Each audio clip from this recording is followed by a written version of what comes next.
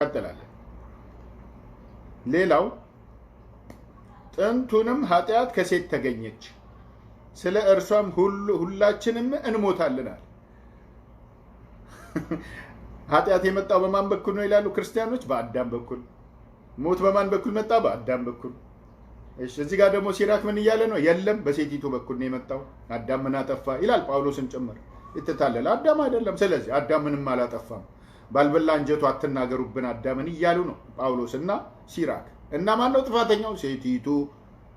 እሺ፣ ምን ተወሰነባት በእግዚአብሔር ዘንድ? በዘፍጥረት ምዕራፍ 3 ቁጥር ከ1 እስከ 16 ባለው ላይ ስናነብ በጸነስሽ ጊዜ ጭንቅሽን አበዛለሁ፣ በጭንቅ ትወልጃለሽ፣ ፈቃድሽ ወደ ባልሽ ነው፣ እሱም ገዢሽ ነው ተባለች ይላል።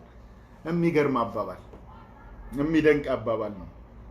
እንቀጥላለን። አሁንም ሴቷ የተናገረችውን እስከምናገኝ ድረስ እንቀጥላለን ማለት ነው። ሴት ልጅ ደካማ ናት ይላል። እሺ፣ ደካማ ናት። ታዲያ ነበረች ደካማ ስትሆን የሚንከባከባት ወገን ያስፈልጋታል። ቁርጥማት ናት ማለቱ ነው እንደ መንከባከቡ ምጽዋት መስጠቷን አልሐምዱሊላህ ከሷ መለገስ የወንዱ ንፉግነት ይሻላል ማለቱ ነው እንደ የሷ እንክብካቤ። ሴት ልጅ በድንጋይ ትወገር ይለናል ደግሞ ኦሪት ዘዳግም ምዕራፍ 22 ቁጥር 21 ላይ ባገባች በማግስቱ ድንግል ሆና ካልተገኘች በድንጋይ ተቀጥቅጣ ትገደል ይላል። አዑዙ ቢላህ። በጣም የሚያስጠላ ምን አይነት ቀፋፊ የሆነ መልእክት ነው ይሄ! ጋብቻ ለድንግልና ብቻ ነው እንደሚመሰረተው? ምንድን ነው እሱ? ይሄ ደም የሸተተው ይመስል ድንግልና ድንግል ብላችሁ ልትሞቱ ነው እናንተ። ሁልሽም አብዛኛሽ በተለይ እኮ ከድንግሎች አይደለም የተወለዳችሁት፣ ከደናግሎች ነው የተወለዳችሁት። አብዛኛው ከጠላ ቤት ነው። ከተለያዩ እንትን በስምምነት በሁለትና ከሶስት ከአራት ከአምስት በተባበሩት ነው። ብዙም እናውቀዋለኛ። ሌላ ወሬ አታውሩ እንዴ! እዚህ ጋር መጣችሁ እኛ ጋር የምታወሩትን ወሬ ሁሉንም እናውቀዋለን፣ እያንዳንዱን ማለት ነው። እንዴት ነው እሱ? ሴት ልጅ ድንግልና ከሌላት በድንጋይ ተወግራ ትገደል። እሷ ድንግልና መኖር አለመኖሩን ደግሞ እኮ የሚመረምረው ሆስፒታል ወይም ዶክተር ቢሆን እኮ ጥሩ ነው። ማን ነው ግን? ያ ያገባት ወንድ። ከደበረችው አይቺ እንዳይደለችም ማለት ይችላል፣ መብቱ ነው። እሺ፣ ከዚህ በላይ ረገጣ፣ ከዚህ በላይ ጭቆና፣ ከዚህ በላይ ሴትን ልጅ ማዋረድ አለ እንዴ? እንዴ አትባንኑም እንዴ እናንተ ክርስቲያኖች? ምን ነካችሁ ደግሞ? ይህንን መጽሐፍ ነው ብላችሁ ትይዙታላችሁ፣ ታነቡታላችሁ። ገብተን ስናነብና መረጃውን ስንሰጣችሁ ደግሞ አይ ደግ አደረገ በደንብ አድርጎ ይርጋ ተሻ ምን አገባኝ እኔ።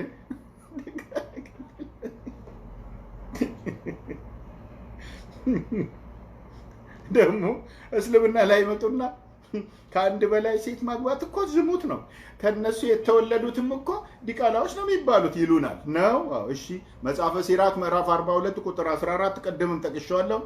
አንዲት ሴት በክርስትና ውሽማም ባልም ማግባት ትችላለች። ውሽማዎቹ ደግሞ ቁጥር ስፍራቸው አልተገደበም፣ እስከ 10 መሄድ ይችላሉ። ምናልባት አይ ከዛም በላይ ሞከራለሁ ካለች 20። ባል ተብዬው ደግሞ ከአንድም በላይ መሆን ይችላል፣ ገደብ የለም። ውሽማና ባል ብቻ ነው የሚለው መጽሐፉ ላይ። እሺ፣ ከተባበሩት የወለደቻቸው ልጆቿ በማሰም ነው የሚጠሩት ነው የኛ ጥያቄ። አረ ጮህን እኮ ይህን ጥያቄ ባካችሁ መልሱን አምጡልን፣ ጠይቃችሁም ቢሆን አምጡልን አለን እኮ። የለም በቀጠሯቸው አይገኙም፣ በቀጠሯቸው አይገኙም። ምሁሮቻቸው ናቸው የተባሉትንም ጠየቀን፣ መልስ የለም። ከምሁሮቻቸው ውስጥ ደግሞ ይሄ መጽሐፍ ተጋጭቷል ሲሉ ደግሞ ለሆዱ ያደረ ይሏቸዋል። ነገር ነው። በድራማ የሰለጠኑ ናቸው ብዙዎቹ ማለት ነው። ከጠበኛ ሴት ጋር በአንድ ቤት ከመቀመጥ በሰገነት ማዕዘን መቀመጥ ይሻላል ይላል መጽሐፈ ምሳሌ ምዕራፍ 25 ቁጥር 27 ላይ። እንደ ቅድሞ አይነት አንቺ ከብርሃን ወደ ጨለማ ነው የሄድሽው ያለቻት ማንን ነው? ይችኑ ክርስቲያን ወገናችንን እኮ ነው። አልሰለመችም እኮ ገና። ስጋት ፍርሃት፣ ኢንሻአላህ ሰልማለች። ደግሞ አላህ ሂዳያውን ይሰጣታል ቢኢዝኒላህ። በጣም አስተዋይ ልጅ ናት። በጣም አስተውሎቱን አላህ ሰጥቷታል። ሂዳያውንም አላህ እንዲሰጣት ሙስሊሞች ወንድም እናቶች ለአላህ ብላችሁ ሁላችሁም ዱዓ አድርጉላት፣ ዱዓ አድርጉላት። ብዙዎች ወደ እስልምና እየገቡ ነው። ዛሬም ራሱ አሁን ካለንበት ተወሰነ ወይም 1 ሰዓት ከምናምን አካባቢ ቀደም ብሎ አንዲት እህታችን ወደ እስልምና ገብታለች። ቴሌግራም እና ዋትስአፕ ላይ ሼር አድርገናል። እቺን እህታችንን እንደውም በዛሬው ዕለት አላህ ይወፍቃት ሂዳያው ምን አለ መጽሐፍ ቅዱስ አውርደሽ ብታነቢ ብትረጂ ብታቂ የሰለመች መስሏት እኮ ነው የምታወራው። ነገር አሁን ይሄ ያን የእምነት መጽሐፍ ነው እንዴ?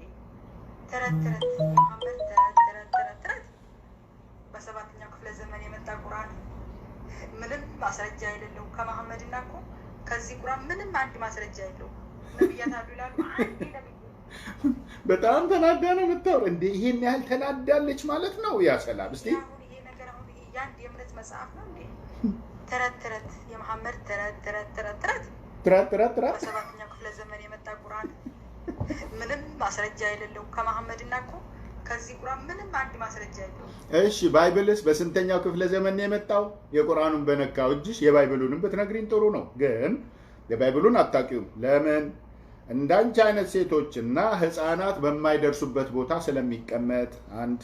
ሁለተኛ አንቺ የምትድኙ በመውለድ ስለሆነ ስለ መጽሐፍ በተነሳ ቁጥር ደግሞ ፊደል ይገላል መንፈስ ቅዱስ ህይወት ይሰጣል ስለምትባይ፣ ሲቀጥል ደግሞ አትመራመሪ አትፈላሰፊ ስለምትባይ፣ ሌላስ የምትድኙ በመውለድ ነው። እንደገና ፈቃድሽ ወደ ባልሽ ነው፣ እሱም ገዢሽ ነው ስለተባልሽ የባልሽ ባሪያ ስለሆንሽ ከቤት ደጅ እንደማትወጪ ስለምታውቂው ነው። ቁርአን ደግሞ ለእንዳንቺ አይነቷ ሴት ትልቅን ቦታ የሰጠ የፈጣሪ ቃል ነው። ቁርአን ወደድሽም ጠላሽ እንደፈለግሽ ቀባጥሪ፣ አውሪ፣ ተሳደቢ የራስሽ ጉዳይ ነው።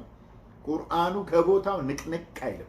ብዙዎች ቃፋቸውን አቀላምትን ብሏል እኮ አቀለጣጥፈዋል በቁርአን። አንቺማ ተይው፣ አንቺ ደካማ ነች። ምን ተናገርሽ አንቺ ምንም አላወራሽም እኮ ስለ ቁርአን። ሊቀይሩም የሞከሩ ነበሩ፣ ተዋርደውን የተመለሱት። ከእናንተም ውስጥ ምሁሮቻቸውን ሰብስቡ። ለምን አትቀይሩትም ይህን ቁርአን? እስቲ ሞክሩ። በእርግጥ ባይብላችሁን እየቀየራችሁት ነው። ከ66 ወደ 81፣ ከ81 ወደ 73፣ ከ73 ወደ 66፣ ከ66 ወደ 81 ጅዋ ጅዌ ጅዋ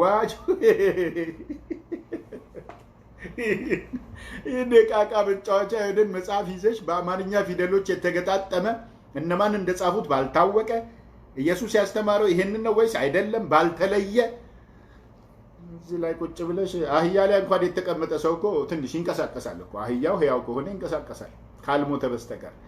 አንቺ የወደቀ ጥንብ የሆነ አህያ ላይ ተፈናጠሽ ስታበቂ የፈጣሪ ቃል ነው አትበይን። እናውቀዋለን እኛ ማለት ነው።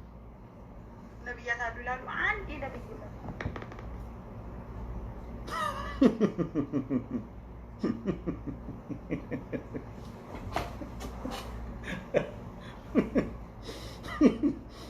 ያ ሰላም እንዲህ ይሄን ያህል ላኢላሃ ኢላላህ በጣም አይገርም?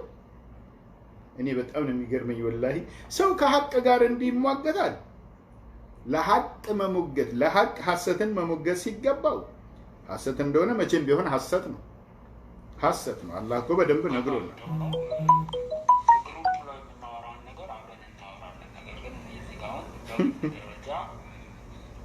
መተማመን ያለብን ነገር ማለትም እኔ የማላውቀውን ነገር እያወራሽ ስለሆነ ግልጽ እንድታረግልኝ ከማለት አንጻር ያንን ነገር ግልጽ ካረግሽልኝ በኋላ እዛ ገብተን በግሩፕ አብረን እናወራለን፣ መወያየት እንችላለን ማለት ነው እንጂ ለሌላ አይደለም ማለት ነው እዚህ እየጠየኩሽ ያለሁት። ስለዚህ በዚህ አንገል ብትረጂት ሆነ ማለት ነው እንጂ ውስጥ ገብቼ አንቺን የሚያረግሽ አይደለም። በዋናነት ልጠይቅሽ የፈለኩት ቀለል ያለ ነገር ነው። እዛ ላይ ስንመጣ ደግሞ ወሳኝ ወሳኝ ነገሮችን ያነሳን እንወያያለን ማለት ነው። ነብይ ነኝ ያለው ሰውዬ መሐመድ ነገር ምንድን ነው? እሱ ባቸው ነው እየሰራን ያለ ነው እና ከቀልድም ባለፈ ከቁም ነገርም ባለፈ ከቀልድ ባለፈ ከጨዋታ ባለፈ ሐዲሳቱን አንብቦ ከመሳቅ ባለፈ ሙስሊሞችን ልባችሁ ማሰብ አለባችሁ። እኛ የምንስቅበትን እነሱ እውነት ነው ብሎ ያምኑታል። እኛ በጣም ያስጸይፈን እነሱ እውነት ነው ብለው ስለ ነብያቸው የሚያምኑታል። ስለዚህ ሙስሊሞች ሊያሳዝኑ ይገባል፣ ልናዝንላቸው ይገባል ስላሉ ጨለማ እና ባለፈው 3 ክፍል ከትላንትና ጋር ጨምሮ 3 ክፍል ነቢዩ ሙሐመድ በትምህርተ ጥቅስ ውስጥ ራሱን ነቢይ ብሎ የጠራው ሙሐመድ ነቢይ ነው ወይ የሚለውን ብዙ ነገር አይተናል። እንግዲህ የቱን እንዳየን ያለፉ ይሰማል አይደለም? ቮይሱ ማየት ትችላላችሁ። መልስ ልሰጠው ነው ላይ ማለትም የዩቲዩብ ቻናላችን ላይ አለ። አልፎ አልፎ ይቆራረጣል። እሺ አንዴ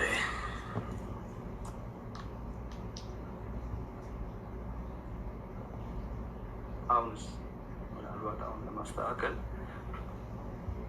ለማስተካከል ሞክሬያለሁ። አሁንስ ይሰማችኋል? ደግሞ በጣምም ማይኩ ወደ አፌ እንዳይቀርብና ትንፋሽ ጭምር እንዳይሰማችሁ እንዳይነፋነፍባችሁ። ሰላም ናችሁ? ሁላችሁም እንዴት ናችሁ? ከኋላ እየገባችሁ እሺ። ቢስሚላህ ረህማን ረሂም። ይህን ድምፅ ያሰማኋችሁ ይህ ሰካራም ግለሰብ መጠጥ ጠጥቶ ሰክሮ ስለሚያወራው ወሬ ነው። እንግዲህ ሆድ ያባውን ብቅል ያወጣዋል የሚባለው ይሄን ሰዓት ነው። ለእስልምና ያላቸውን ጥላቻ ጠጥተውም ሰክረውም ያው ያንጸባርቁታል። ካነጋገሩም ከድምፁም እንደምንረዳው ሰክሮ ነው።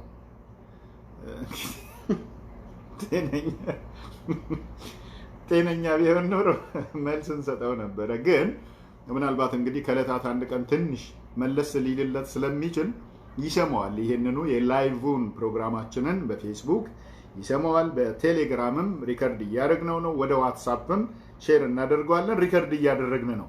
ስለ ነቢ መሐመድ ዓለይሂ ሰላቱ ወሰላም ነው እየዘለፈ እየቀጠፈ ሊናገር የፈለገው። ነቢ መሐመድ ሰለላሁ ዐለይሂ ወሰለም ተወደደም ተጠላ ለዓለማት እዝነት የተላኩ የፈጣሪ መልእክተኛ ናቸው። ስለሳቸው መልእክተኝነት ነቢዩ ዒሳ ወይም ነቢዩ ኢየሱስ ሰላም በሱም በእናቲቱም ላይ ይሁንና ሙስሊሙ ነቢዩ ኢየሱስ ስለ ነቢ መሐመድ ዓለይሂ ሰላቱ ወሰላም መምጣት ትንቢትን ተናግሯል። ለእስራኤላውያን ልጆች አብስሯቸዋል። ከኔ በኋላ ስሙ አህመድ በተባለ ነቢይ የማበስራችሁ ሲሆን እኔ ወደ እናንተ የተላኩ የአላህ መልእክተኛ ነኝ ብሏቸዋል። ይህን ጉዳይ አላህ ስብሐነሁ ወተዓላ በቁርአን በምዕራፍ 61 ቁጥር 6 ላይ ወደ ነቢ መሐመድ ዓለይሂ ሰላቱ ወሰላም ተርኮት ኖሮ እሳቸውም ለህዝባቸው ሲያስተምሩ ምን አሉ? የመካ ሙሽሪኮች ቃሉ ሃዛ ሲሕሩን ሙቢን አሉ። ሲሕሩን ሙቢን ግልጽ ድግምት ነው ብለው አፈሩ። ላለመቀበል ተደናበሩ ማለት ነው። ያው ባህሪያቸው ነው። ጨረቃ ለሁለት ተገምሶላቸው እኮ በአይናቸው አይቶ የካዱ ጉዶች ናቸው እነሱ። አዲስ ነገር አይደለም የእነሱ ጉዳይ። ምንጊዜም የከሃዲያን ባህሪ ይኸውን። የጠማሞች የጣዖታውያን የከሃዲያን ባህሪ ሐቅንና ሐቀኞችን መስደብ መዝለፍ ነው። ድርሻቸው ይሄ ነው። የማን ባህሪ መሰላችሁ ታዲያ? ከየት አገኙት? ከሸይጣን ከሰይጣን ያገኙት ነው። ወላሂ በጣም ነው የሚገርመው። በጣም ነው የሚገርመው። እና ነቢይ መሐመድ ሰለላሁ ዐለይሂ ወሰለም ለዓለማት ህዝብ እኮ ነው። ነቢዩ ኢየሱስ እሳ ለእስራኤላውያን ብቻ ነው የተላከው። ብቻ ከዛ ውጭ ደጅ አልወጣም፣ ወደ ሌላ ቦታ አልሄደም። ማንነቱስ ሰው ነው። የማን ልጅ ነው? የሰው ልጅ ነው። ጥሩ የፈጠረው ነገር አለ። እሱ አንዲትን ነገር አልፈጠረም። ለቅማል እግር መግጠም አይችልም። ለቅማል፣ ለትኋን፣ ለዝም፣ ለተባይ መግጠም እግር እንኳን መግጠም ወይም ክንፏን እንኳን መግጠም አይችልም። አካሏን መፍጠሩ ትልቅ ነገር ነው። አይችልም። አልሰራምም፣ አልቻለምም። ይህን ሰራሁ ያለበት አንዲት ቦታ የለችም። አሁንም ቢሆን ደጋግመን እንናገራለን። ዮሐንስ ወንጌል ምዕራፍ 5 ቁጥር 30 ላይ እኔ ከራሴ አንዳችን ላደርግ አልችልም፣ እንደሰማው ፈርዳለሁ፣ ፍርዴም ቅን ነው፣ የላከኝን ፈቃድ እንጂ ፈቃዴን አልሻም ብሏል የተባለ። ይህን አይነትን እውነታ ወደ ልትወስዱት ፈለጋችሁ ወይስ ደግሞ መጽሐፉ ሐሰት ነው? ኦኬ እንስማማ፣ ዝጉት፣ ኑና ወደ ቁርአን እንወያይ። አበቃ። ያ ካልሆነ ግን መጽሐፋችሁ ውስጥ ያለውን ነገር ስንነግራችሁ ተቀበሉ። ወዳችሁ ሳይሆን በግዳችሁ መቀበል መቻል አለባችሁ። ሲቀጥል ወደ ዮሐንስ ወንጌል እንሄዳለን፣ ወደ ባይብሉ። ነቢይ መሐመድ እውነተኛ ነቢይ አይደለም ሐሰተኛ ነቢይ ብለው የሚያወሩት የሚቀባጥሩ ግለሰቦች የዮሐንስ ወንጌል ምዕራፍ 16 ቁጥር 6ን ቨርስ እየደበቁ ነው የሚያወሩት። ምንድን ነው የሚለው? ነገር ግን ይህን ስለነገርኳችሁ ሐዘን በልባችሁ ሞልቷል አለና እኔ ግን እውነት እነግራችኋለሁ፣ እኔ እንድሄድ ይሻላችኋል። እኔ ባልሄድ አጽናኝ ወደ እናንተ አይመጣምና እኔ ብሄድ ግን እሱን እልክላችኋለሁ ይላል። እሱም ምትክ ነው ማለት ነው። ማን? ነቢይ መሐመድ ዓለይሂ ሰላቱ ወሰላም። ቁርአን ምዕራፍ 61 ቁጥር 6 ላይ ይሄው ነገር ነው ያለው። ወደ ነቢዩ ኢብራሂም ዓለይሂ ሰላም ከፍ ስንል ወደ ሱረቱል በቀራ 127ኛውን አያ እስከ 129ኛው ድረስ ስናየው ረበና ወብዐት ፊህም ረሱለን ሚንሁም የትሉ ዐለይሂም አያቲክ ወዩዐልሙሁም አልኪታበ ወልሕክመተ ወዩዘኪህም ኢነከ አንተል ዐዚዙል ሐኪም ብሏል ይላል። ሱብሃነላህ። ጌታችን ሆይ ከዘሮቻችን ነቢይን አስነሳ፣ ያንተን መጽሐፍ የሚያስተምር ጥበብንም የሚያስተምራቸው እንዲሁም ከኃጢአትም የሚመልስ የሚገስጻቸው ነቢይ አስነሳ ብለው አባትና ልጅ ነቢይ ኢብራሂምና የበኩር ልጁ ለእርድ ያቀረበው የበኩር ልጁ ኢስማዒል አብረው የካዕባን ግንባታ ከፍ ባደረጉ ጊዜ ይህን ዱዓ አድርገዋል። አላህ ዱዓውንም ተቀበለ፣ ተንቢቱንም ፈጸሙ። እዛችሁ መንደር ላይ እዛችሁ መካ መንደር ላይ ነቢይ መሐመድ ተወለዱ። እዛችሁ ላይ ነቢይነትን ተላኩ ማለት ነው አለይሂ ሰላቱ ወሰላም። እሺ ምን ትሆኑ? 14 ሴንቸሪ 14 ክፍለ ዘመን ተቆጠረ እኮ። ልትመልሱ ነው? አትችሉም። ይልቁኑ አጥኑት፣ እወቁ፣ ተማሩት ነው እያልናቸው ያለ ነው እንጂ እዚህ ጋር መተህ ብትቀባጠር ብትሳደብ ምንም አታመጣም፣ ምንም አታመጣም። እኛ ደግሞ አለን እዚህ እንነግራችኋለና ቁርአኑ የሚቆጣጠረውንም ባይብላችሁን ጭምር እየተቆጣጠርን በሪሞት ጭምር እንነግራችኋለን። ስለዚህ መቀበሉ ነው የሚሻለው። በሙሉ የክርስቶስ ሰላም በልባችሁ ይፍሰስ። አይ ጌታ ኢየሱስ ይባርካችሁ፣ እግዚአብሔር ይባርካችሁና ዛሬ ክፍል 4ን አዘዛችሁ። ከዚያችሁም ከተከተሉት ወዲያ ጥብቆች ሆናችሁ ዝሙተኞች ሳትሆኑ በገንዘቦቻችሁ ልትፈልጉልና። ለምን እንደሳቀ ታውቃላችሁ? ማንበብ አቅቶት እኮ ነው። ይኸውላችሁ በአማርኛ የተጻፈውን እንኳን ነገር ማንበብ አይችሉም። ለዚህ እኮ ነው ባይብላቸውን ማንበብ አይችሉም። ፌስቡክ ላይ አካውንት ስላላቸው፣ ፔጅ ስለከፈቱ፣ ግሩፕ ስለተከፈተ፣ ዩቲዩብ ላይ ቻናል ስላለ፣ ሰብስክራይበር ስለሰበሰቡ አይደለም እኮ። እውነታው እንደዛ አይደለም። እውነታው መረጃ ተደግፎ የሚመጣ ነገር መሆን አለበት። እኛ ለዚህ ነው ሁሌ እየተከታተልናችሁ የምናጋልጣችሁ። ለዚህ ነው እንደዚህ አይነቶቹ አስመሳዮችና ውሸታሞች ሰዎችን እናጋልጣለን ሁሌም። አፍወን ሄሎ ሄሎ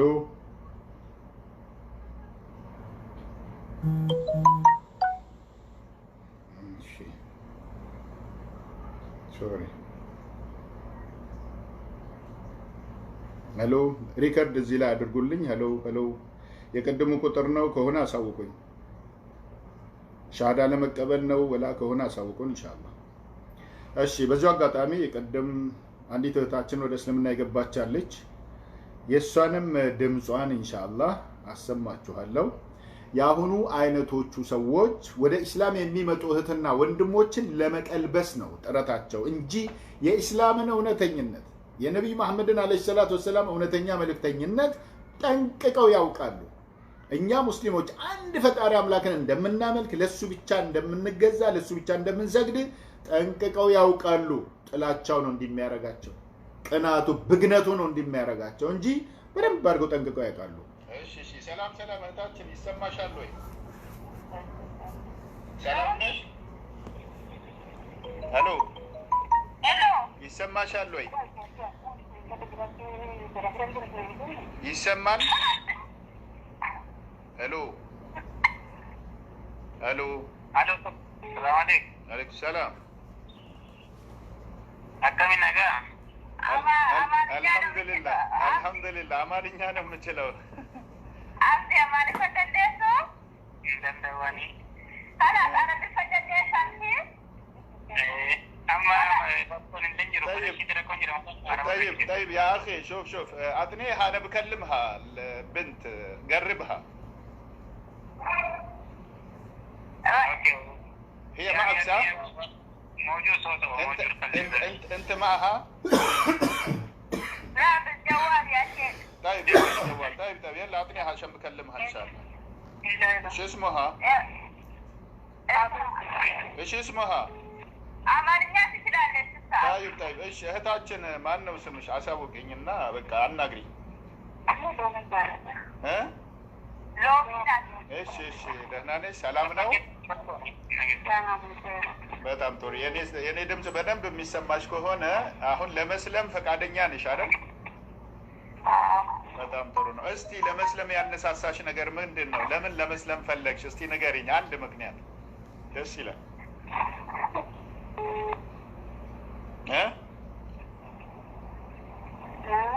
ለመስለም የፈለግሽበት ምክንያት ምንድን ነው? ምን አይተሽ ነው ከእስልምና ምን ደስ ብሎሽ ነው ልትሰልሚ የፈለግሽው?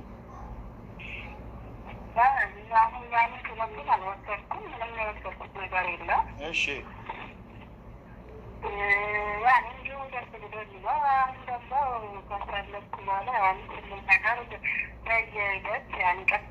በሂደት ልክ ነው። ለመማር ትችያለሽ፣ ችግር የለም። በጣም ጥሩ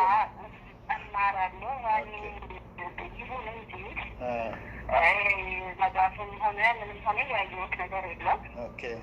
ግን እስልምናን ትወጂዋለሽ? በጣም ጥሩ ነው። ይሄ ብቻ በቂ ነው። ይሄ ምክንያት ብቻ በቂ ነው። እንዳልሽው ትምህርቱን በወደፊት በሂደት ሁላችንም እስልምና ውስጥ ያለነውም ሰዎች ራሳችን እየተማርን ነው የምንቀጥለው። እስላማዊ ተግባራቶችን ለመተግበር የመጀመሪያ ትምህርቶች አሉ፣ ትማሪያለሽ። ምንም ችግር የለም። በጣም ጥሩ ነው። ኢንሻአላህ እኔ እንደምለው ተከተለሽ ባይሆን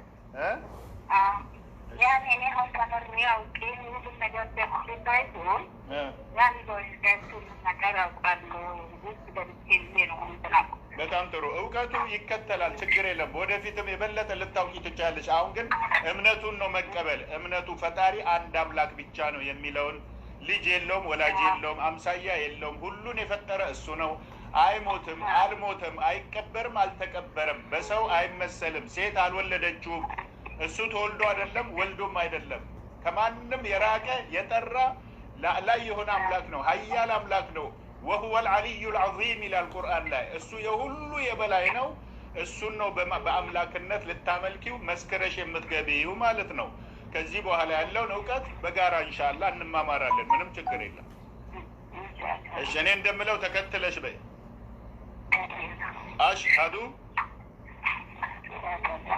አሽሀዱ በይ። ሄሎ ሄሎ አሽሀዱ በይ። እኔን ተከትለሽ በይ። አላ ኢላሃ ኢላላህ ወአሽሀዱ አነ ሙሐመደን ረሱሉላህ ወአሽሀዱ አነ ዒሳ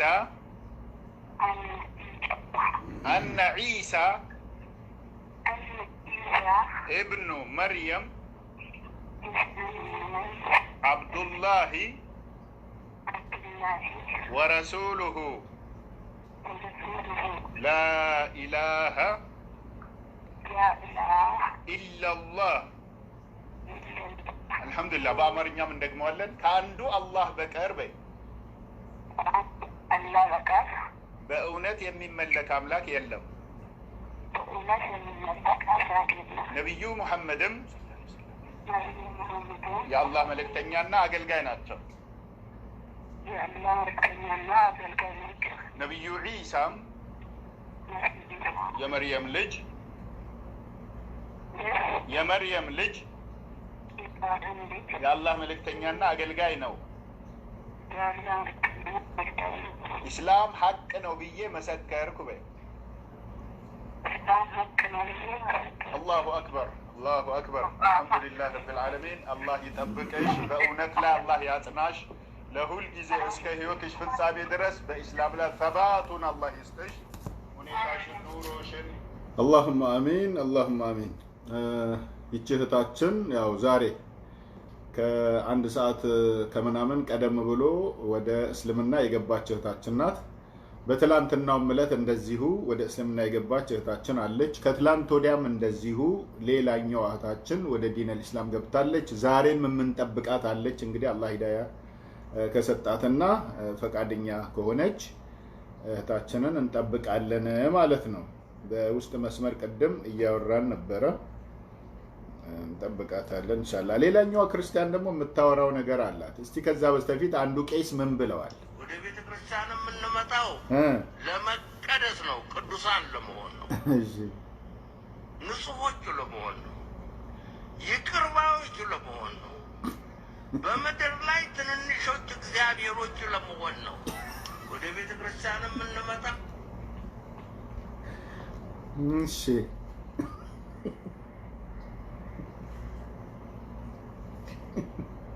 ማንበብ ካቻልሽ በደንብ አድርገሽ አንብቢ።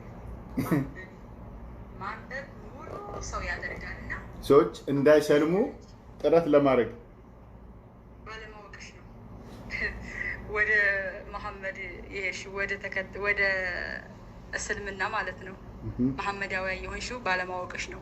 ብታቂ ኑሮ ለነሱ ራሱ ታዝኝ ነበረ። እነሱ አሁን ከእስልምና ወደ ክርስትና መጣለው ቢሉ አንገቱን ቁረጥ ነው የሚለው። እረዷቸው። ማንም ሰው ስለሆነ ከእስልምና ወደ ሌላ እምነት አረቺ ሴትዮ ተቃጠለች። ያ ረቢ በጣም ነው የተናደደችው። ሱብሃንአላህ እንዴ! በጣም እስቲ በደንብ አድርገሽ አንብቢ። ማንበብ ሙሉ ሰው ያደርጋልና አንብበሽ ተረጂ። ለዚህ ነው አንቺ ሙሉ ሰው ያልሆንሽው ማለት ነው ስለማታነቢ። እስቲ ከባይብል አንድ ነገር እንኳን ጠቅሰሽ ይሄ እንዲህ ይላል እዚህ ቨርስ ላይ ይሄ ያለ እዚህ ምዕራፍ ላይ ይሄ ያለ ብለሽ አንድ ጥቅስ እንኳን የጠቀስሽው ነገር እኮ የለም። ለዚህ ነው ሙሉ ሰው ያልሆንሽው ማለት ነው። ደግሞ ሲጀመር ባይብል ሙሉ ሰው አያደርግም። ሙሉዎቹን ይቀንሳል እንጂ ሙሉ ሰው አያደርግም በፍጹም።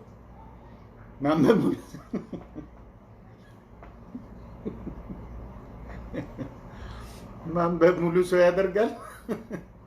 ምኑ ጋር ነው ሙሉ ሰው ያንሽው? ሲራክ እየመጣ እዚህ ጋር እየኮረኮመሽ እኮ ነው። መጽሐፈ ሲራክ ላይ አላነበብሽም እንዴ? ግቢና አንብቢው። መጽሐፈ ሲራክ ላይ ብዙ ጉዳጉድ ነው ያለው። ከሴት ለጋስ የወንድ ንፉግ ይሻላል፣ ባሏንና ውሽሟን የምታቃና ሴት እፍረት ናት ይላል። አንዲት ሴት ባልም ውሽማም ማተራመስ ትችላለች።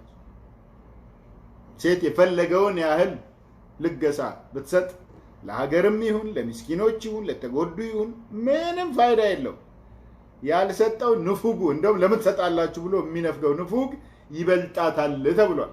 በቃ እዛው ጉድጓድ ውስጥ መንቦራጨቅ ነው ማለት ነው። ሴት አንድ እድገት የላትም በክርስትና አንድ። እሷ አንድ ቦታ አንብባ የምታወራ የለም። ማንበብ ሙሉ ያደርጋል።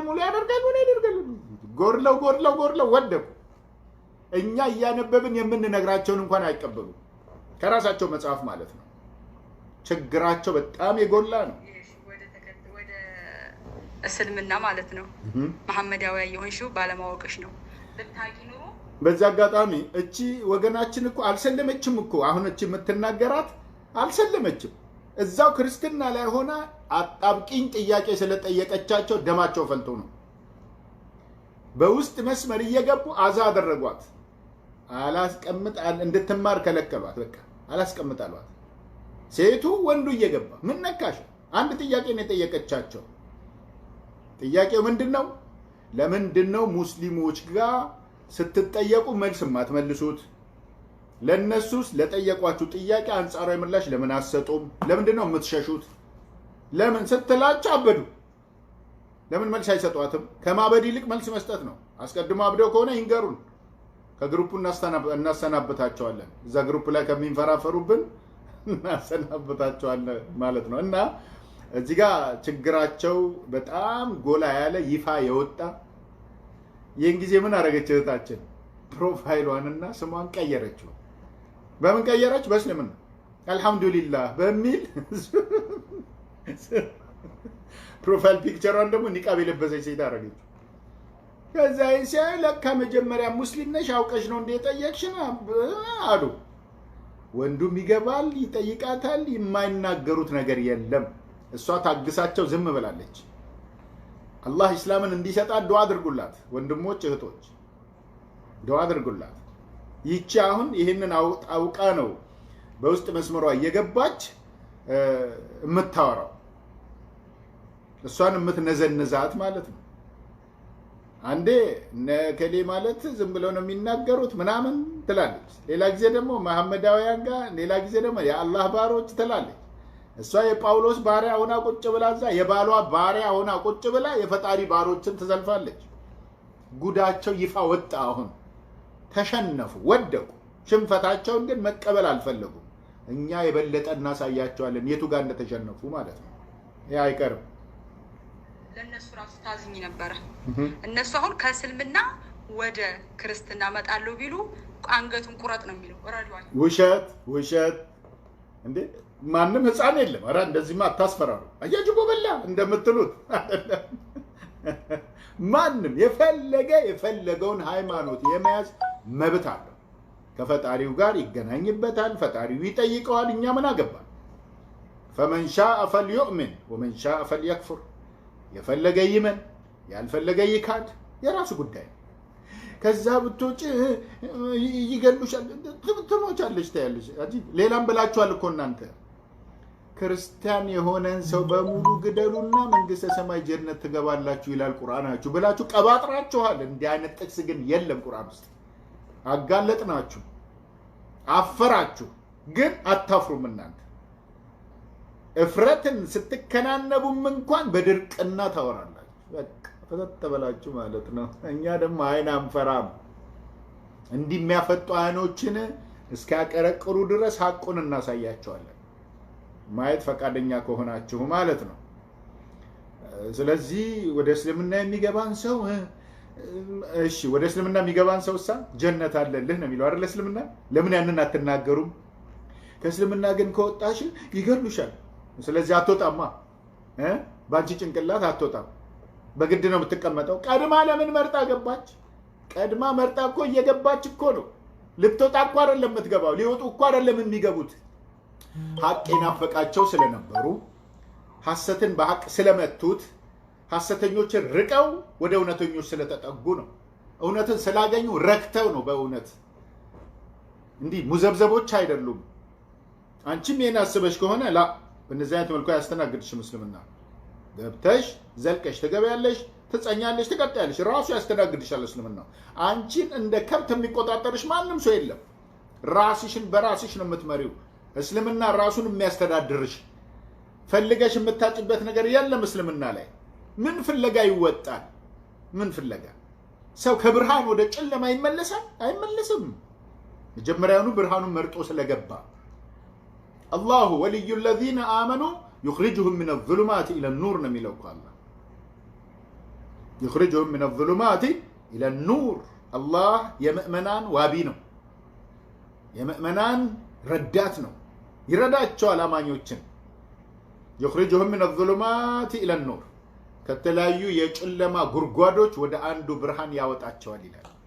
ወለዚነ ከፈሩ የካዱት ግን ዩኽሪጁነሁም ሚነ ኑሪ ኢለ ዙሉማት፣ ከአንዱ ብርሃናማ ጎዳና ከኢስላም ወደ ጨለማዎች ይጣራሉ፣ ሊያወጧቸው ይሞክራሉ፣ ይንፈራገጣሉ። ዳሩ አይሳካላቸው። እንደው ምን አይነት ምንም ጭራሽ የማያውቅ ሰው ምናልባት በተለያዩ አይነት ጥቅማ ጥቅሞች ደልለውት ለጊዜው አሳስተውት ወይም ደግሞ ያ መከረኛ ሲህራቸውን ድግምታቸውን ደግመውበት ካልሆነ በስተቀር ማንንም ሙስሊም ወደ ሐሰት የሚያስወጣ ሐቅ ወይም ደግሞ ኃይል የለውም። የእናንተ ጎዳና እናውቀዋለን፣ እናንተም ታውቁታላችሁ። ማንም ሰው እሾህ ስለሚሆን ከእስልምና ወደ ሌላ እምነት ቢሄድ አንገቱን ይዘህ ባርከው ማርከው ነው የሚለው ማለት ነው። ምኑ ጋር ነው የሚለው? ቆይ ምኑ ጋር ነው የሚለው? የቱ ጋር? የትኛው ምዕራፍ? የትኛው አንቀጽ ላይ? ቀጣፊት፣ ውሸታ፣ አጭበርባሪ፣ ሌቦች ናችሁ እናንተ። እቃ በዘንቢል ስላልሰረቃችሁ አይደለም፣ ሐቅን እየሰረቃችሁ ነው። እዚህ ጋር ይሄው ትያዛላችሁ። ደግሞ ሐቅን የሚሰርቅ ይያዛል እጅ ከፍንጅ። የታለ መረጃ አምጪ። ወሬ አንፈልግም እኛ፣ መረጃ። ቁል ሃቱ ቡርሃነኩም ኢንኩንቱም ሷዲቂን ብሏል አላህ። ለምታወሩት ወሬ፣ ለምትጠረንቁት ወሬ እውነተኞች ከሆናችሁ መረጃችሁን አምጡ። አለበለዚያ እኛ ወሬ አንፈልግም። እውነቱን አምጪ፣ እውነቱን አውሪ፣ እንግባባ፣ እንወያይ። አበቃ። የምትወጪ ከሆነ እንደምትይ ከሆነ እንደምትይ ከሆነ የምትቀባጥሪ ከሆነ እንዴት ይባላል እንደዛ? እስቲ አላህ ስብሓነሁ ወተዓላ ወሚነ ናሲ መን ዩጃዲሉ ፊላሂ ቢገይሪ ዒልም እኮ አላቸው በሱረቱል ሐጅ ላይ። ከሰዎች ውስጥ ባይብሉ ለነገሩ ሴቶችን ሰዎች አይላቸው፣ ሴት ነው የሚላት። ሰው የተባለ ማን ነው? መጽሐፍ ቅዱስ ውስጥ ወንዱ ብቻ። እግዚአብሔር አምላክም ሰውን ከምድር አፈር አበጀው፣ በአፍንጫው የተስተንፋስ እፍ አለበት ይላል። ማንን? ሰውን። ማነው እሱ? አዳም። መጀመሪያ የተፈጠረው እሱ አይደለ? ሰውን ያለው አዳምን ነው። ሴቷ ሳይ ሴት ብያታለሁ ነው ያለው አዳም። ስም ያወጣላትም አዳም ነው። ስለዚህ በሴትነት ነው የምትጠራው፣ በሰውነት አትጠራም። ቁርአን ግን አዩሀናስ ካለ ወንዱንም ሴቱንም ከፀሐይ መውጫ እስከ ፀሐይ መጥለቂያ ድረስ ያለን የሰውን ዘር በሙሉ ነው የሚጠራው። ያ አዩሀናስ ካለ አይገርምም? ደስ የሚል አድሏዊነት የሌለበት ፍትሃዊ የሆነ የጌታ ቃል ማለት ቁርአን ነው። ሁሌ ነው የምናወራው። በዓለም ላይ እየተነበበ ነው። በዓለም ላይ እየተቸበቸበ ያለ መጽሐፍ ባይብል ሲሆን በዓለም ላይ እየተነበበና ተቀባይነትን የሚያገኝ መጽሐፍ ቢኖር የጌታ ቃል ቁርአን ብቻ ነው። እውነታው ይሄ ነው። ከዚያ ያለፈ ነገር የለም። እውነቱ የት እንዳለ ያውቁታል። ክርስትና በታሪክም የምትታወቅ የጥንት ናት። የአብርሃም የይስሐቅ እስካሁን ድረስ አንድም ጥቅስ አልጠቀሰችም እኮ አንድ ክርስትና የአብርሃም የይስሐቅ የእነንትና የምትታወቅ ናት አለች። ልታለቅስ ነው አሁን እቺ ሴትዮ። ኧረ እባክሽ ከምታለቅሽብን ቢቀር ይሻለኛል። እኔ እውነቴን ባልበላ እንጀትሽ ለምን ታለቅሻለሽ እንዴ? እንዲህማ እንዲከፋሽ አንፈልግም። እንዲከፋሽ አንፈልግም። ክርስትና የአብርሃም ነው የይስሐቅ ሃይማኖት ነው ይላል ባይብል ላይ። የት አለ? የለም። አሁንም ተመልከቱ፣ የሌለን ነገር እያወራች ነው። ቁርአኑ ላይም የሌለን እየቀባጠረች ነው። ባይብላቸው ላይም የሌለን እየቀባጠረች ነው። ልብ በሉ፣ ስሟት። ክርስትና የአብርሃም ሃይማኖት ነው የሚል የትኛው ጥቅስ ላይ ነው ያለው? ኦሪት ላይ፣ ትንቢቶች ላይ፣ መጽሐፈ ምሳሌ ላይ፣ መዝሙር ላይ ወይስ ደግሞ ምኑ ጋር? ይኸው ያልናችሁ ይኸው ነው። ውሸት ቅርጫት ውስጥ እየተንቦራጨቁ ኢስላምን ሊዘልፉ ይፈልጋሉ። ውሸትን እንደ ማስቲካ እያላመጡ የሰለሙትን ሐቅን የያዙ ሰዎችን ብዥታ ውስጥ ሊጨምሩ ይፈልጋሉ። ሌሎች ደግሞ እንዳይሰልሙ ወደ ኢስላም እንዳይገቡ በር ሊዘጉ ይፈልጋሉ። ማን ይሰማቸዋል? አስቀድሞ ውሸታቸው እኮ ይፋ ወጥቷል እኮ፣ ተነቅቶባቸዋል። እንደዚች አይነቶቹ ደግሞ ተላላኪዎች ናቸው። በግልሙትና የተቀመጡ ከጋብቻ የራቁ ጋለሞታይቱን የሚያገባ ያመነዝራል ይላል። እስቲ አንድ ሰው ይሞክር። እሷን አንድ ላ አይቻልም። እንደ ኢስላም አይደል። ኢስላም ግን ነፃነት ሰጥቷት ነበር። አግብታ የፈታችሁን እንዲሁም ደግሞ ያላገባችሁንም ፈቷን ጭምር ጋብቻ ውስጥ አጠቃሏቸዋል። አላህ የፈታውንም ወንድ ገና ያላገባውንም ወንድ በጋብቻ አሰባስቦታል። ወጀዐለ በይነኩም መወደተን ወረሕማ ያለው ድንግልና ካላት ሴት ልጅ ብቻ አይደለም ያለው ቁርአኑ ላይ። በጣም ነው የሚገርም። ስለ ድንግልና እኮ እስቲ አንድ እኮ የምናየው ነገር አለ። ወደ ባይብል እኮ እስቲ አንድ አፍታን እንሂድ እስቲ ወደ ትንቢተ ሕዝቅኤል 16 ካሁን በፊት ደጋግመን አንብበነዋል። እስቲ ዛሬም እንድገመው። ይቺም ወገን ከሰማች ድንገት ደንገጥ ካለች እግዚአብሔር የሰራውን ነገር እናስተምራት እስቲ። የእግዚአብሔር ቃል ወደ እኔ እንዲህ ሲል መጣ አለ ሕዝቅኤል። ቀጥሎ ያለው ንግግር የእግዚአብሔር ነው። የሰው ልጅ ሆይ ለኢየሩሳሌም ርኩሰቷን አስታውቃት፣ እንዲህም በል ጌታ እግዚአብሔር ለኢየሩሳሌም እንዲህ ይላል፣ ዘርሽና ትውልድሽ ከከነዓን ምድር ነው። አባትሽ አሞራዊ ነበር፣ እናትሽም ኬጢያዊት ነበረች። እንግዲህ ለሰው ለሀገር ነው ይላሉ። አባትሽ አሞራዊ፣ እናትሽ ኬጢያዊት ናት። ስለዚህ ከእናትና አባት የተወለደች አንዲት ልጃገረድ ሴት ናት። ስለ እሷ ነው የሚወራው። እግዚአብሔር አሁን ስለ እሷ እያወራ ነው። ምን ሊያረጋት ይሆን? አባትሽ አሞራዊ፣ እናትሽ ኬጢያዊት ነበረች። በተወለድሽ ጊዜ በዚያው ቀን እትብትሽ አልተቆረጠም፣ ንጹሕም ትሆኚ ዘንድ በውሃ አልታጠብሽም፣ በጨው አልተቀባሽም፣ በጨርቅም አልተጠቀለልሽም። በተወለድሽበት ቀን በሰውነትሽ ቁስልና ከሰውነትሽ ቁስል የተነሳ በሜዳ ላይ ተጣልሽ። ጉስቁልና ሶሪ ቁስልና አይደለም። ከሰውነትሽ ጉስቁልና የተነሳ በሜዳ ላይ ተጣልሽ እንጂ ከዚህ አንዳች ይደረግልሽ ዘንድ ዓይን አልራራልሽም፣ ማንም አላዘነልሽም ይላታል። እሺ ቀጥሎስ በአንቺም ዘንድ ባለፍኩ ጊዜ በደምሽም ውስጥ ተለውሰሽ ባየሁሽ ጊዜ በደምሽ እንዳለሽ በሕይወት ኑሪ አልኩሽ አለ። ከዚያስ አሁን በሕይወት ኑሪ አልኩሽ አለ። ከዚያስ በእርሻ ላይ እንዳለ ቡቃያ አበዛሁሽ፣ አንቺም አደግሽ ታላቅም ሆንሽ። ይሄ ሁሉ ለማን ነው? ለሀገር ነው ሊሉን እኮ ነው። ለሀገር ነው ሊሉ ነው። እኛ ማንበብ አናውቅም። ይሄ ነገር ምሳሌ ይሁን ትንቢት ይሁን ገለጻ ይሁን አናውቅምና ለእኛ ሌላ መልስ ሊያመጡልን ይፈልጋሉ። የእነሱን አጭበርብሮት ሊያሳካላቸው በሚችል መልኩ ሊሄድ ይፈልጋል። ላላ እኛ መንገዶች ላይ ቆምን እኮ እዚህ ጋር ቀይ መብራቱን የምናበራው እኛ ነን። መላወስ የለም። ከሀቅ ዝንፍ ማለት አይቻልም፣ አይቻልም። ይኸው በምንይዛችሁ ቦታ እንይዛችኋለን። ዝሙቱን ሰሪው ማን እንደሆነ ይኸው እዚህ ጋር ልብ በሉ። እሺ ከዛስ በእርሻ ላይ እንዳለ ቡቃያ አበዛሁሽ፣ አንቺም አደግሽ፣ ታላቅም ሆንሽ፣ በእጅጉም አጌጥሽ፣ ጡቶችሽም አጎጠጎጡ። የትኛው ሀገር ናት ጡት ያላት? ወይም ደግሞ ጡት የተባለው ምሳሌው ምንድን ነው? የአንዲት ሀገር ጡቷ ምንድን ነው? በምሳሌ ምሳሌ ፍቺ ያስፈልጓል አይደል? እስቲ ፈተው ይንገሩ። ትንቢት ፍጻሜ ያስፈልገዋል። የማይፈጸም ትንቢት አይወራም። የማይፈታ ምሳሌ የለም። ጡት የተባለው ለየትኛው ሀገር ነው? ምኗ ነው ጡቷ? ምናልባት ዳገቶቹ፣ ኮረብታው። እሺ ሀገሪቱ ማን ናት? የለም። አጎጠጎጠ ያለ። ከዛስ በእጅግ ማጌጥ፣ ጡቶችሽም አጎጠጎጡ፣ ጠጉርሽም አደገ፣ ነገር ግን እርቃንሽን ሆንሽ፣ ተራቁተሽም ነበር። በአንቺ ዘንድ ባለፍኩና ባየሁሽ ጊዜ እነሆ ጊዜሽ የፍቅር ጊዜ ነበረ። እኔም መጎናጸፊያን በላይሽ ዘረጋው፣ ሀፍረተ ስጋሽንም ከደንኩ አለ። አሁን እዚህ ጋር ቆሙ። መጎናጸፊያን በላይሽ ላይ ዘረጋው አለ። አሁን እንደ ድንኳን እንውሰደው፣ እንደ አንድ ክላስ እንውሰደው፣ እንደ ጫጉላ ቤት ማለት ነው። ያው ነው፣ ከዛ የተለየ አይደለም። ከዚያሳ እርቃኗን ሆናለች፣ ነግሮናል። ይኸው ተራቁት ሻላት፣ ራቁቷን ናት። አሁን ኦልሬዲ ዝግጁ ናት። በአንቺ ዘንድ ባለፍኩና ባየሁሽ ጊዜ እነሆ ጊዜሽ የፍቅር ጊዜ ነበረ። አያጅቦስ አጣማኝ ብላኝ እነሆ ጊዜ። እሺ እኔም መጎናጸፊያን በላይሽ ላይ ዘረጋው፣ ሀፍረተ ስጋሽንም ከደንኩ። ምን ማለት እንደው ስለ እውነት እናወራ።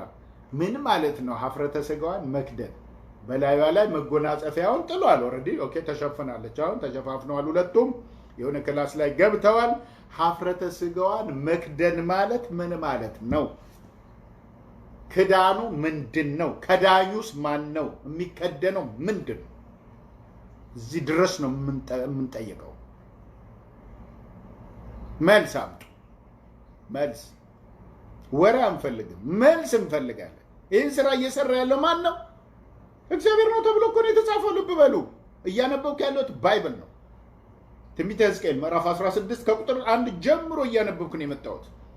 ሀፍረተ ስጋሽን ከደንኩ፣ ከዚያስ ማልኩልሽም፣ ከአንቺም ጋር ቃል ኪዳን ገባኋል። በ1980 ቀላል ትርጉም ላይ ከአንቺ ጋር የጋብቻ ቃል ኪዳን ገባሁ ነው የሚለው። ማን? እግዚአብሔር።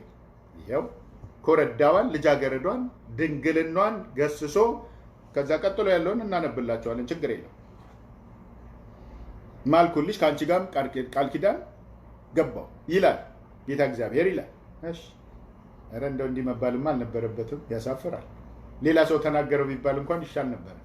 አይ እውነቱ ነው እንጂ መውጣት ያለበት ከተባለ እሺ እውነቱን ነው የምናነበው ማለት ነው። አንቺም ለእኔ ሆንሽ አላት። የጋብቻ ቃል ኪዳን ገባ። አንቺም ለእኔ ሆንሽ አላት። ሀፍረተ ገላዋን ከደነ፣ መጎናጸፊያውን እላዩ ላይ ሸፈነ። እግዚአብሔር አሁን ምን እያደረገ ነው?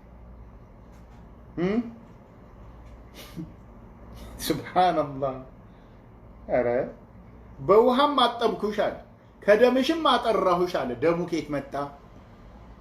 ቅድም ከነበረው ተግባር በኋላ ደምሽን አጠብኩ እያለ ነው።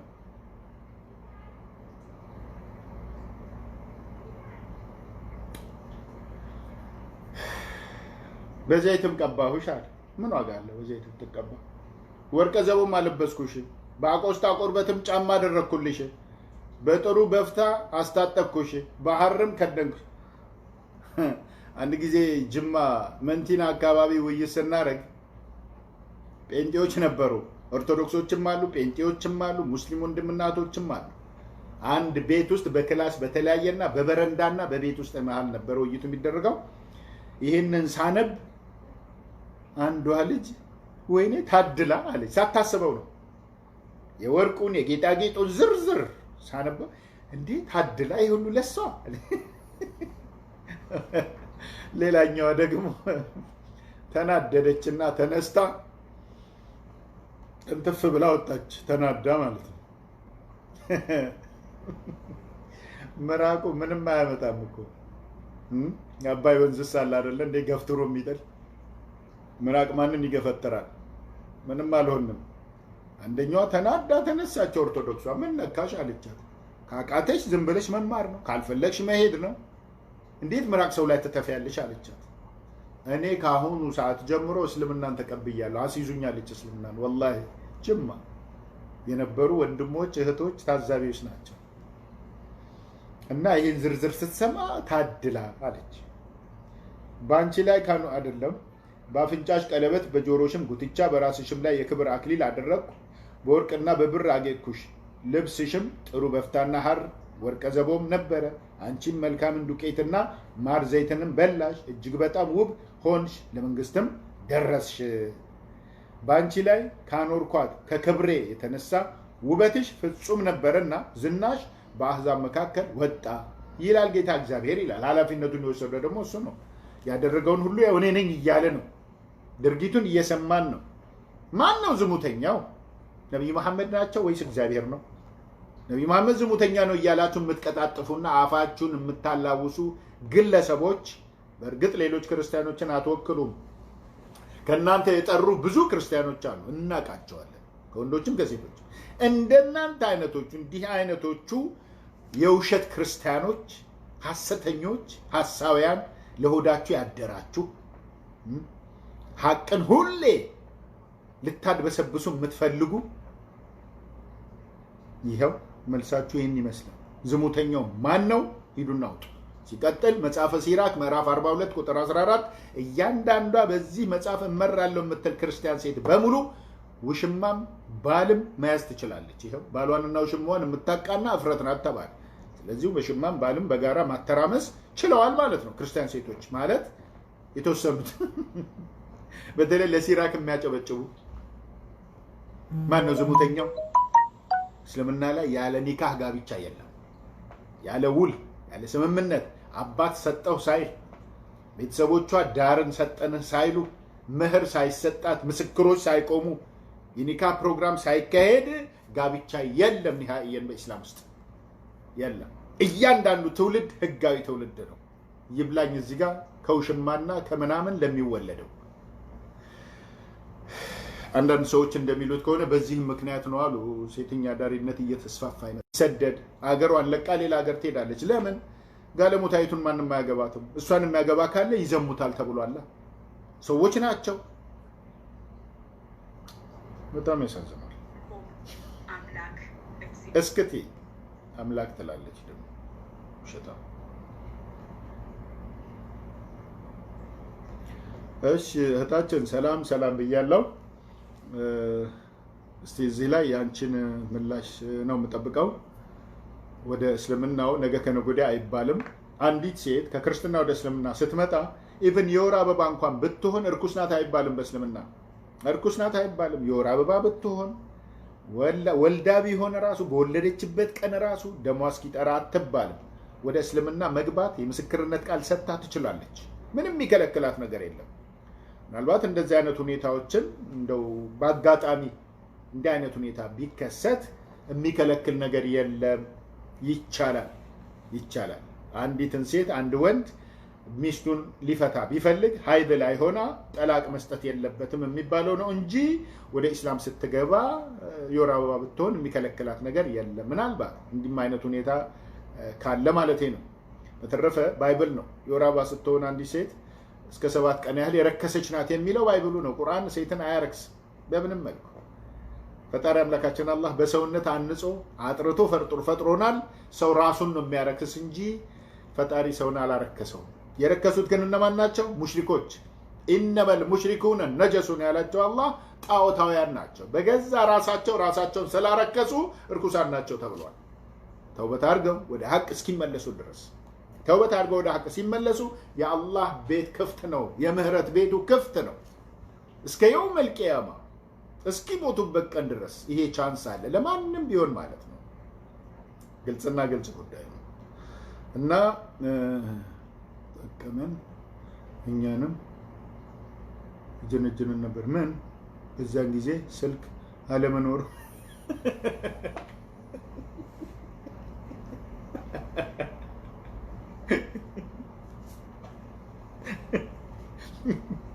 ኢየሩሳሌምን እንደጀነጀነው መጀንጀን እኮ አይደለም እንዴ! ይሄ እኮ አካላዊ ተግባር እኮ ነው።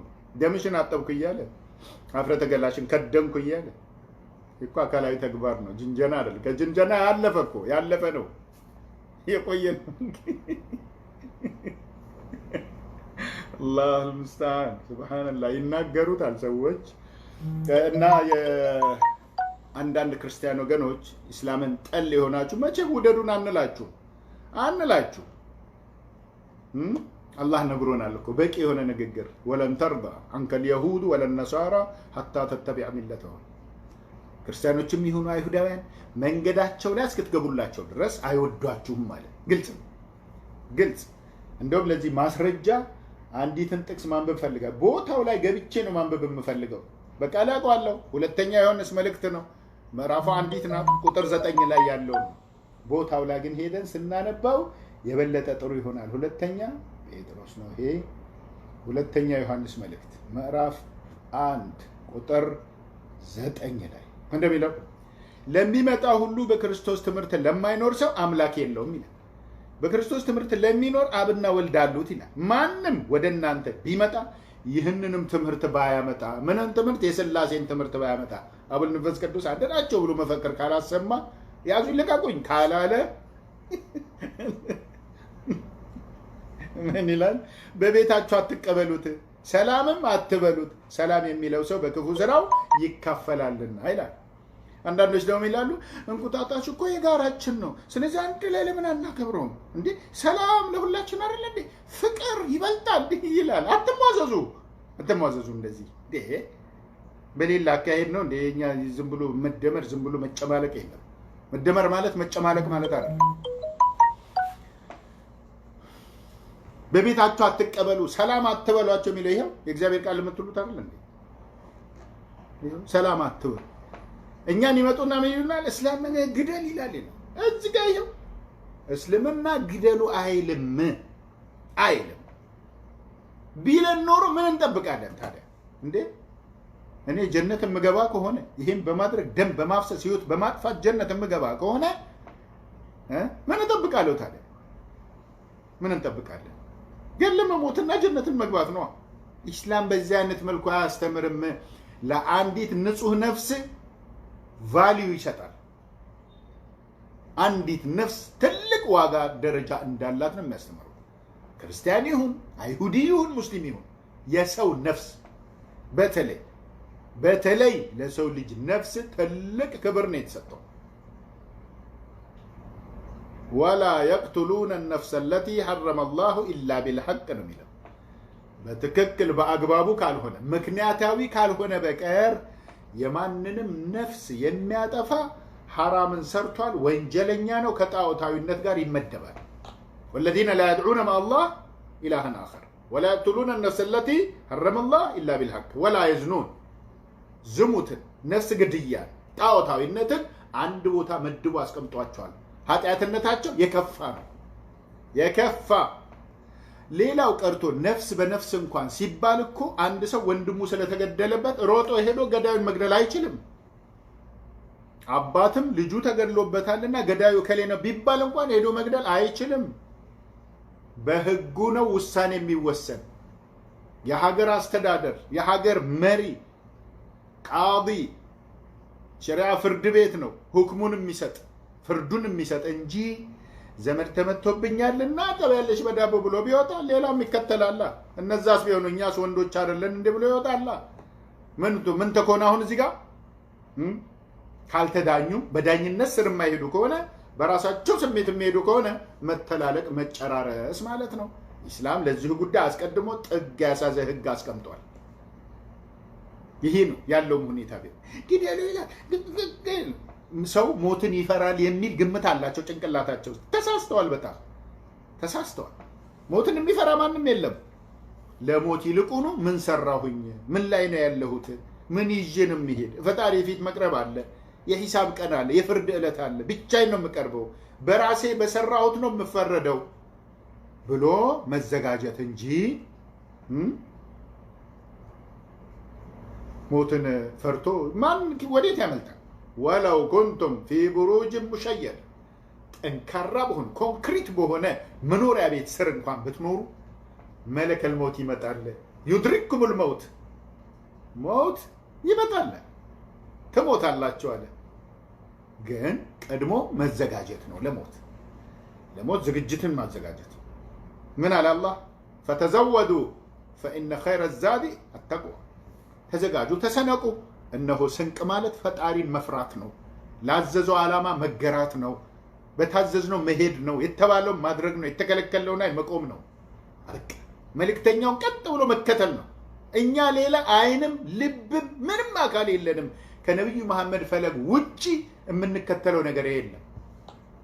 ማንም ቢሆን ሊድን የሚችለው በዚህ ነው። አመፀኞች ሲቀሩ፣ እምቢተኞች ሲቀሩ፣ ሌላው እምቢ ያለና ታዲያ ሌላ ወሬ ስላወራ ቱልቱላ ስለነፋ እስልምና ላይ ያለው ሰውዬ ትንሽም ብትሆን ጥርጣሬ መግባት አለበት እንዴ? የለም የለም።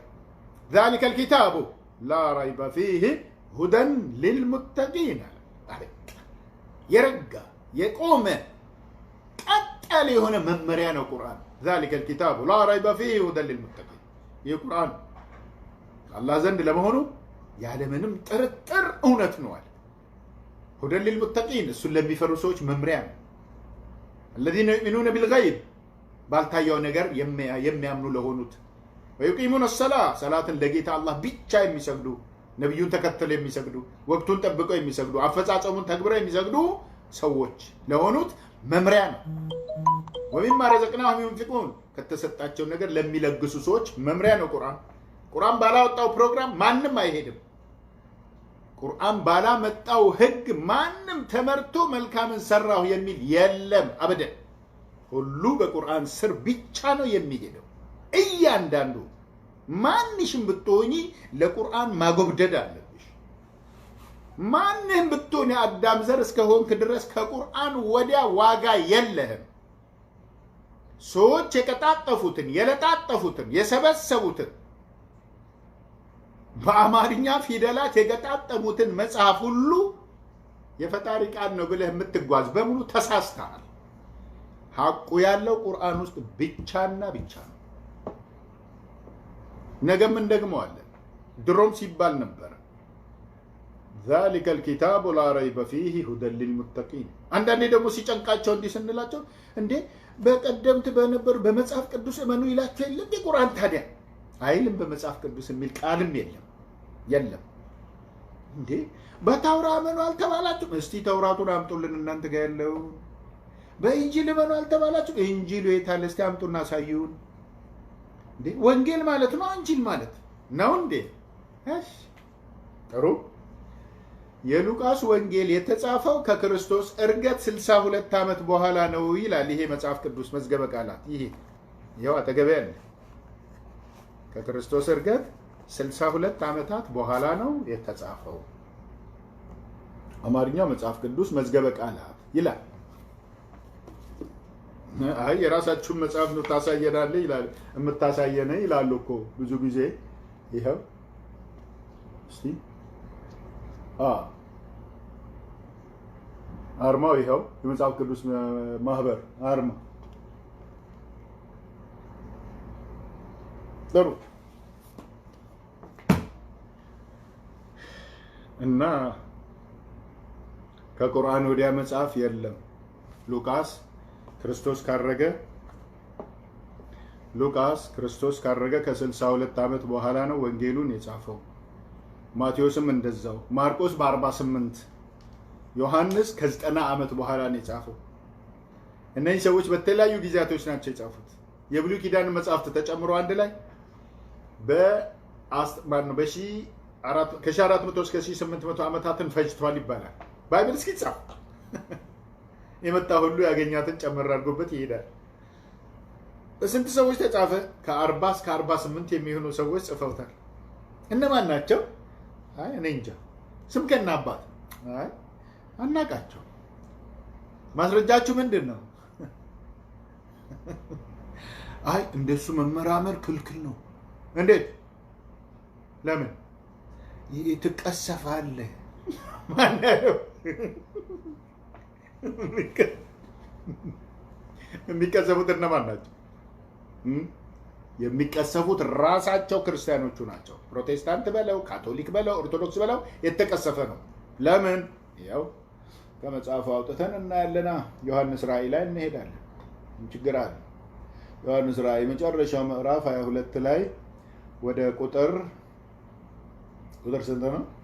18 ነው 18 በዚህ መጽሐፍ የተጻፈውን ትንቢት ቃል ለሚሰማ ሁሉ እኔ መሰክራለሁ። ማንም በዚህ ላይ አንዳች ቢጨምር እግዚአብሔር በዚህ መጽሐፍ የተጻፉትን መቅሰፍቶች ይጨምርበታል አለ። በመጽሐፉ መቅሰፍት ተጨምሯል፣ ተጽፏል ማለት ነው።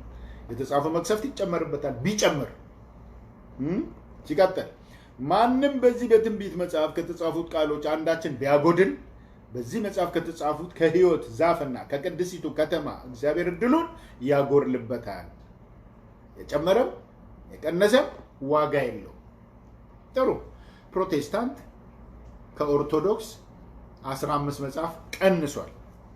ገባ እዚህ ውስጥ ማለት ነው። ዘሉን የገባው እንደምሱ ኦርቶዶክስ በፕሮቴስታንት ላይ 15 መጽሐፍ ጨምሯል። እሱም ዘሎ ጥልቡቅ ካላ ገባ።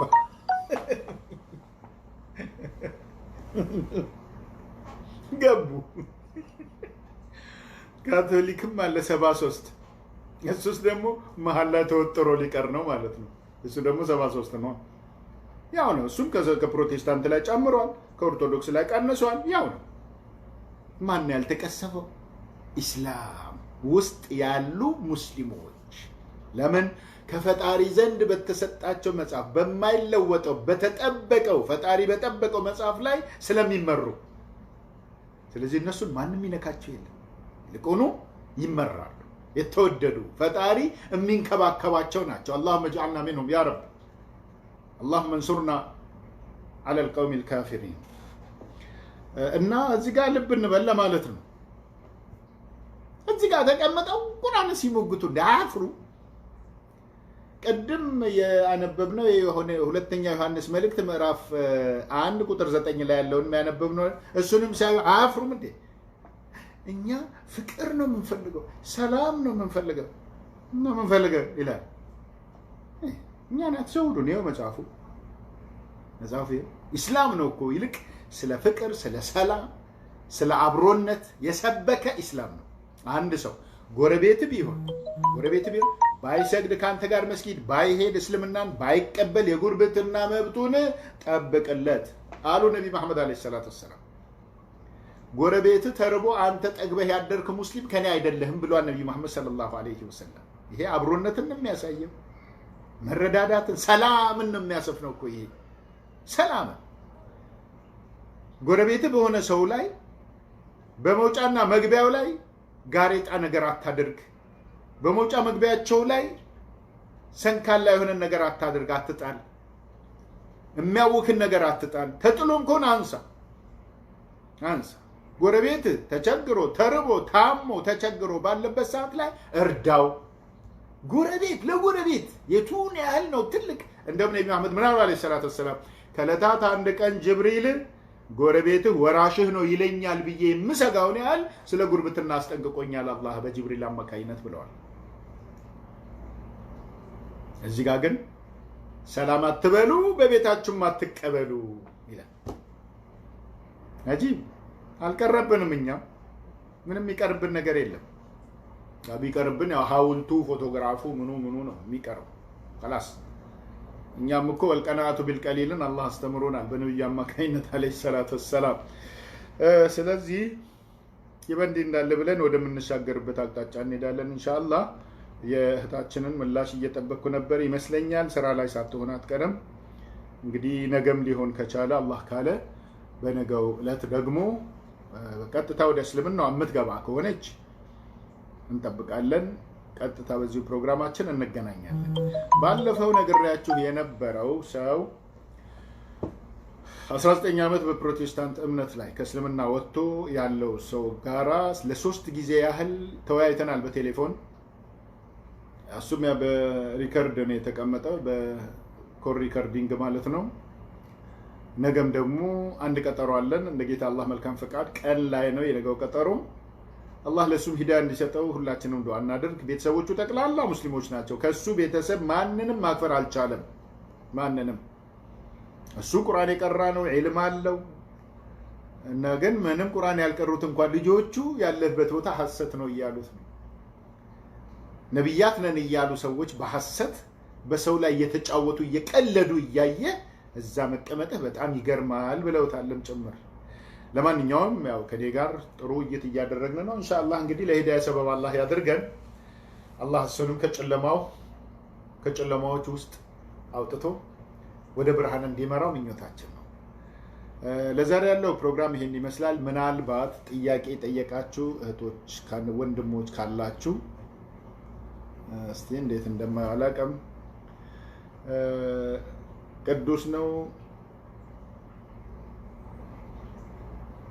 ቅዱስ ነው ቴሪሪም ቢሪሪም ይሉብናል። ከ40 በላይ ሰዎች ተሰብስበው የጻፉትን መጽሐፍ አላህ ቀናውን መንገድ ይምራቸው። አዎ እስከ 48 የሚሆኑ ሰዎች ናቸው የጻፉት ነው የሚባለው ባይብል። እስከ 48 የሚሆኑ ሰዎች ጽፈውታል ይባል። በ48 ሰዎች ተፈትኗል፣ ግን ወድቋል። በ48ቱም ወድቋል። ገና ወደፊትም እየታረመ እኮ ነው። ገና ይታረማል። እየታረመ እየመጣ ነው። እየታረመ ነው። በእጃችን አለ የታረመው። አራሚውም ታራሚውም ሁለቱም እኛ ጋር አሉ። ቦታ ጠቦን ነው እስር ቤቱ ቦታ ጠበበን። ለጊዜው አስቀምጠነዋል። የተወሰነ ኦንላይን ላይ ታስሯል። ሌላው ደግሞ እዚህ ታስሯል። ሌላው ደግሞ እነሱ ጋር ታስሯል። ከነሱ ጋር አብሮ ማለት ነው። ሐቅን ለሚፈልጉ ክርስቲያን ወገኖች አላህ ሁሌም እንዲረዳቸው ምኞታችን ነው። ሐቅን በማድበስበስ ሐቀኞችን ሊያጠቁ የሚፈልጉ ደግሞ አላህ ሀጃ ይልቀቅባቸው። ሌላ ምንም አንልም። አርፎ የማይቀመጡ ከሆነ اللهم من أراد الإسلام والمسلمين فأشغله بنفسه ይህን እንላለን ማለት ነው። የዛሬዋን ፕሮግራማችንን በዚሁ አጠቃልላለሁ። ባረከላሁ ፊኩም። እስቲ አንድ አፍታ ዋትስአፕ ላይ ጎራ ልበል። ምናልባት የተቀጣጠማቸው ሰዎች ይኖራሉ። ኦኬ እስቲ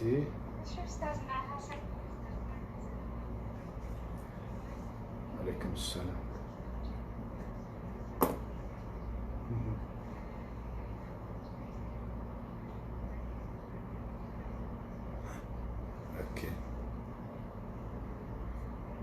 عليكم السلام ورحمة الله وبركاته. ታችን እሺ ገባና አየዋለሁ፣ ግን እያየሁት ነው። ቴሌግራሙንም እስካሁን ድረስ ምንም አይነት ምላሽ አልሰጠችኝም። እኔም እየጠበቅኩ ነው። ግን ክርስቲያኖች በውስጥ መስመር እየገቡ በጣም አዛ እያደረጓት እንደሆነ ነው የነገረችኝ። ግን አብዛኞቹን ደግሞ ብሎክ አድርጋቸዋለች። ለማንም ጣጣ የለኝም፣ ምንም ችግር የለም እንዳታስቡ ነው ያለችው። አላህ ሂዳያ እንዲሰጣት ብቻ ዱዓ አድርጉላት እናንተም። ባረከላሁ ፊኪ።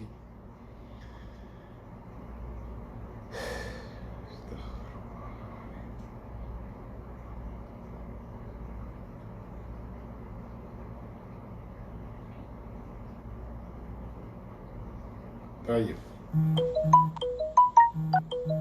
እሺ ከፌስቡክ ከላይቭ ላይም እንደዚሁ ተመሳሳይ አይነት መልእክቶች ብዙ ጊዜ ይኖራሉ። እኔ ሳላየው ነው ንግግሬን ብቻ ነው የምቀጥለው። እስቲ አንዳንድ ጽሁፎች ካሉ ልይ ለዚህ ነው አይሽ ለዚህ ነው ምን ኢትዮጵያ ከ40 ጊዜ በላይ የጠቀሱ 40 ሰዎች ብቻ አይደለም እኮ ያማ ከሆነ ወደ 40 ምንጭም ሊሄዱ ነው ማለት ነው። በነገራችን ላይ እሱ እየጨመረ ነው፣ ከዛም በላይ ሄዷል። ታቦቱም ከ44ም በላይ ነው። 48 ናቸው እነዚህ እኮ 48 ነው እየተባለ ያሉት። እስቲ ጥሩ ወርቅ አስፋው ስለ ራስህ ወቅ ሰው ከምነካ በፊት አንተ ማነህና ክርስቲያን ትነቅፋለህ? አይ ሰዎች እኮ ክርስቲያን አይደለንም ብለዋል እኮ። አንቺ ለነሱ አትከራከሪ። አይ አልሰማሽም ማለት ነው። ጥሩ ወርቅ አልሰማሽም ማለት ነው። ጥሩ ወርቅ አይደለ? አላህ እንግዲህ ለአንቺም ሂዳያ ይስጥሽ። በዚህ አጋጣሚ አንድ ነገር ማለት ፈልጋለሁ፣ በእሷ ጽሁፍ አማካኝነት ማለት ነው። ሰባ ሞተህ ነው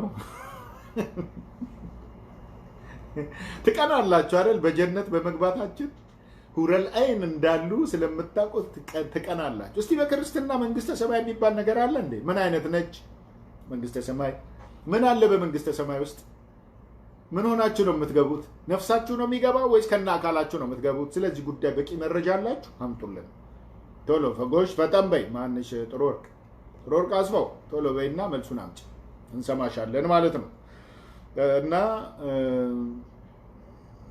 ሲቀጥል አንተ ማነህና ክርስቲያን ትነቅፋለህ ላልሽው፣ እኛ ክርስቲያኖች አይደለንም ብለዋል እነ ምህረተአብን። ሂጂና ጠይቂያቸው። ክርስቲያኖች አይደለንም እንግዲያውስ ምንድናችሁ ሲባሉ እኛ ተዋህዶ ነን ብለዋል።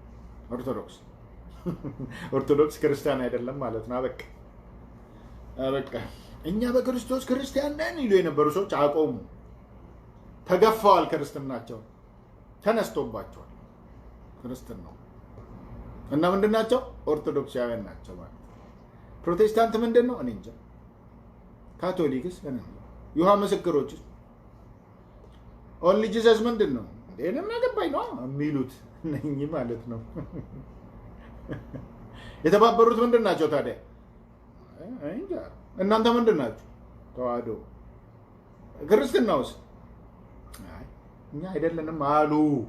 በቃ ስለዚህ አንቺ ምን አነታረከሽ? አንቺ?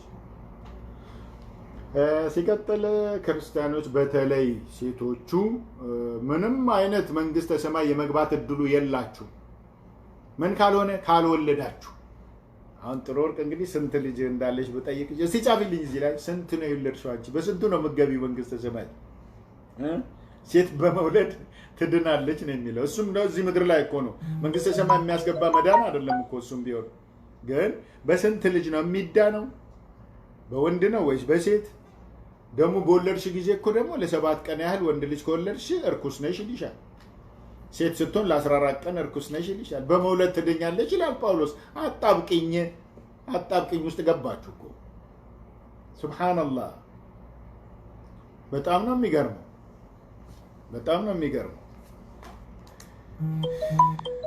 44 ታቦት የት ነው ያለው ይለኛል አንዱ ወገናችን። ደግሞ እኔ እነሱ 44 የቱ ላይ እንዳሉ የት ውስጥ እንደገቡ እኔ ምን አውቃለሁ። 44 ነው አይጨምርም። ቦታ ላይ ነበረ እንግዲህ ካለ አለ ከሌለም የለም። 44 ነው የሚባል። የማርያም የሚካኤል የገብርኤል ጀማሪዎቹ ናቸው። እነሱ ኢማሞች ናቸው። መጀመሪያዎቹ መሪዎች ማለት ነው። ተባባሪ ፍሮታን ግድያ በባይብል ራስን ዘንቹ ሃይማኖት ከመጎረሱ እሺ ሐሰተኛ የኮሮና ቫይረስ ወደ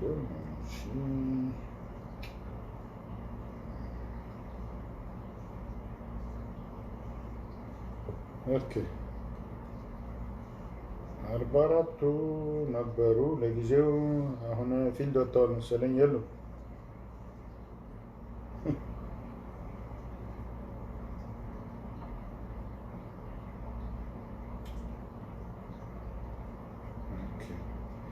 ወደዚህ ወይም አላሻገርኩት ይሁን አላውቅም።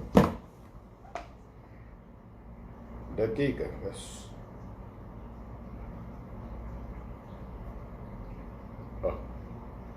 ቢስሚላህ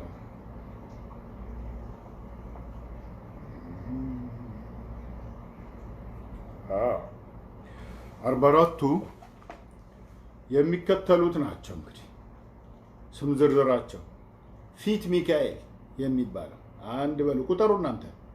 ፊት አቦ፣ አደባባይ ኢየሱስ፣ ግምጃ ቤት ማርያም፣ እልፍኝ ጊዮርጊስ፣ መድኃኔዓለም ቅዱስ ገብርኤል፣ ጠዳ እግዚአብሔር አብ እንጦኒዮስ፣ 10ኛው ደብረ ብርሃን ሥላሴ፣ 11 አደባባይ ተክለ ሃይማኖት፣ 12 ሰለስቱ እምነት፣ 13 ልደታ ለማርያም፣ 14 አጣጣሚ ሚካኤል፣ 15 አቡነ ኤውስጣቴዎስ፣ 16 ቅዱስ ሩፋኤል፣ 17 ደፋጫ ኪዳነ ምሕረት፣ 18 ቁስቋም ደብረ ፀሐይ፣ 19 መጥምቁ ዮሐንስ፣ 20 በዓታ ማርያም፣ 21 ቅዱስ ቂርቆስ፣ 22 ዮሐንስ ወልደ ነጎድጓድ፣ 22 አባጃሌ ተክለ ሃይማኖት 23 24 ፈንጥር ረደታ 25 ደብረ ምጥማቅ ማርያም 26 አባ አብዬ እግዚእ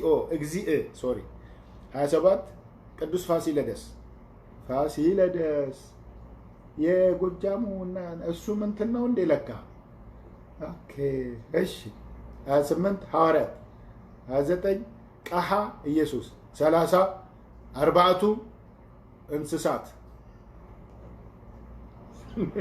31 ጎንደሮች ጊዮርጊስ 32 ጎንደሮች ማርያም 33 አበራ ጊዮርጊስ 34 ብላጅግ ቅዱስ ሚካኤል አባ ሳሙኤል 35ኛ 36 አይራ ሚካኤል 37 ጓራ ዮሐንስ 38 ወረንግቦ ጊዮርጊስ 39 አሮጌ ልደታ 40 አዘዞ ተክለ ማርያም 41 ምንዝሮ ተክለ ማርያም 42 ሰራራ ማርያም 43 ዳሞት ጊዮርጊስ 44 ጫጭቁና ማርያም እነኚህ ናቸው። የጠየቀው ማን ነበረ? ይኸው እነዚህ ናቸው ማለት ነው። እና ይሄ እያንዳንዱ እንትን ይፈልጋል።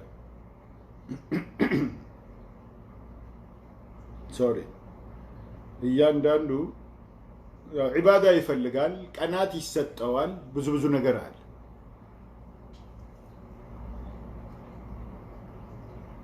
ሌላ ጥያቄ አለ እንዴ? ሌላ ጥያቄ አለ? ዝም ብላችሁ አዳምጡ። ኦኬ። ሌላ ማነች የቀድሞ? እሺ፣ አረጋሽ ደግሞ በእንግሊሽ ሌተር የጻፈችው ነገር አለ እና ኦርቶዶክስ ነን ግን ኦሮሞ በዛት ሙስሊም ስለሆኑ ሙስሊም እወዳለሁ ግን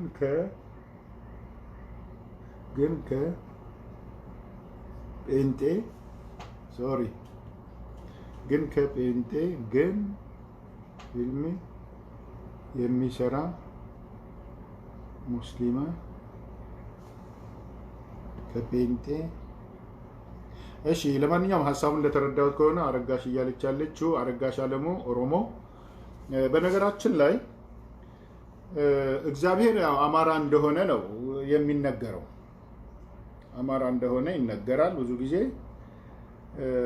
ለምን እንደሆነ አልገባኝም። እስቲ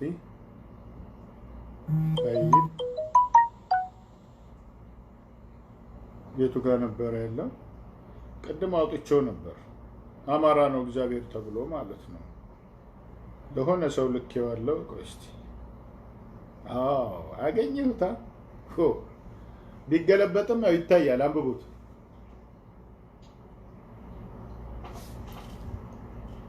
ይታያል። እግዚአብሔር አማራ ነው እና ይሄን ደግሞ የተናገሩት ሰው የአማራ ንቅናቄ መሪ የሆኑት ዶክተር ማናቸው ይላል? ዶክተር ደሳለኝ ጫኔ ዳኘው የአማራ ብሔራዊ ንቅናቄ ሊቀመንበር። ያው ከላይ እነ ሰለሞን አዲሴ ነው ምናምን። ስለዚህ ኦሮሞ ወገኖቻችን እግዚአብሔርን ተነጥቃችኋል በቃ። ስለዚህ ረቢ ቶኪቻ መለ እንጅሩ የሚለውን በትክክል መስክሩ። በላኢላሃ ኢላላህ ጥንትም ቢሆን ሃይማኖታችሁ እስልምና እንደሆነ ከታሪክ ይታወቃል። ግልጽና ግልጽ ጉዳይ ነው። ስለዚህ ወደ እናትነታችሁ ወደ እስልምና ተመለሱ።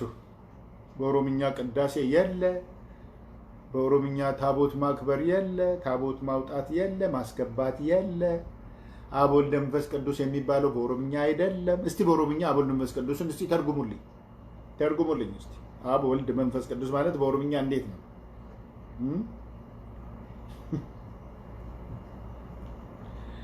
ወልድ ማለት በኦሮምኛ ምን ማለት? መንፈስ ቅዱስ ማለት በኦሮምኛ ምን ማለት ነው? አብ ማለት በኦሮምኛ ምንድን ነው? ኦሮሞ ነኝ እኔ ወይም ክርስቲያን ነኝ የምትሉ ሰዎች እስቲ እቺን ነገር ተርጉማችሁ አምጡ። ጥምቀት የሚባለውስ በኦሮምኛ ነው ወይ? ኦሮሞ የራሱ የሆነ ሃይማኖት የለው? መሰረታዊ ሃይማኖት አለው።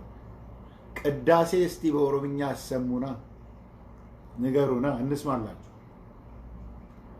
ኦሮሞም፣ ትግሬውም፣ አማራውም እያንዳንዱ ብሔር እያንዳንዱ ቋንቋ ያለው በምድር ላይ የሰው ዘር የሆነ በሙሉ ቁርአንን በአንድ ድምፅ ያነባል። የሚገርም እኮ ነው። ላኢላሃ ኢላላህ ሱብሃነላህ አላሁ አክበር ያሰል።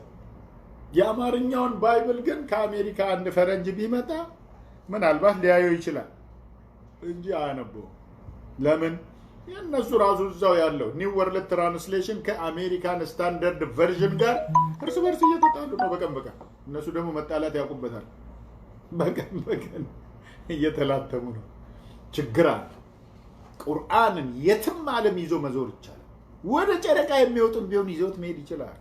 ያግባባል፣ ያኗኑራል። ሀቅ ነው። የፈጣሪ ቃል ነው። የማንም ቃል ያልተበረዘበት። የከበርክ ቴዎፍሎስ ሆይ በወቅቱ የቃሉ አገልጋዮችና የአይን ምስክር የነበሩት እንዳስተላለፉልን ብዙዎች እንዳስተላለፉልን በእኛ ዘንድ ስለተፈጸመው ነገር ብዙዎች ታሪክን በየተራው ለማዘጋጀት ስለሞከሩ እኔ ደግሞ ስለተማርከው ቃል እርግጡን እንድታውቅ በጥንቃቄ ሁሉም ከመጀመሪያው ተከትዬ በየተራው ልጽፍልህ መልካም ሆኖ ታየኝ። ማን ያለው? ሉቃስ። ለማን? ለቴዎፍሎስ። ይሄ የግል ደብዳቤ ነው አይደለም? የግል ደብዳቤ ነው። ምኑን ነው የፈጣሪ ቃል የሆነው? አይደለም። ይሄ ደግሞ በመንፈስ ቅዱስም አይደለም እኮ በጥንቃቄ ነው የሚለው። በጥንቃቄ መልካም ሆኖ ታየኛል። ሉቃስ መልካም አስተያየት ባይኖረው ኖሮ ይሄን የመሰለ ትልቅ የእግዚአብሔር ቃል መቅረት ይችላል ማለት ነው። ይሄን ይዘው መታ ቁርአን እንዲተቹ ይፈልጋሉ። ይኸው እዚህ ጥጋችሁን ይዛችሁ ቁጭ በሉ። ወደ ቁርአን ከመምጣታችሁ በፊት ሉቃስ ወንጌልን አንብቡት። ምዕራፍ 1 ከቁጥር 1 እስከ 4 ደጋግመን የተናገርነው እንናገራለን። አሁንም ወደፊትም ሰላም ለሁላችሁ። እነሱ ምን አለባቸው? በየወሩ በየአመቱ የሚታደስ የሃይማኖት ይዘው እንደምታ ይሄ የታወቀ ነው፣ የታወቀ ነው። እንደ ላውንደሪ ልብስ ይታጠባል፣ ይመጣል።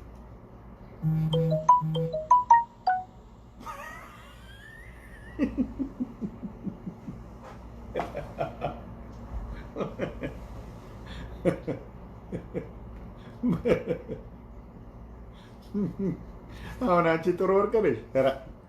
ሲራክ ቢያገኝሽ ኖሮ አንቺን ልክሽን ይነግርሽ ነበር። ከጨቅጫቃ ሴት ጋር ከመኖር ከዱር እንስሳት ጋር መኖር ይሻላል።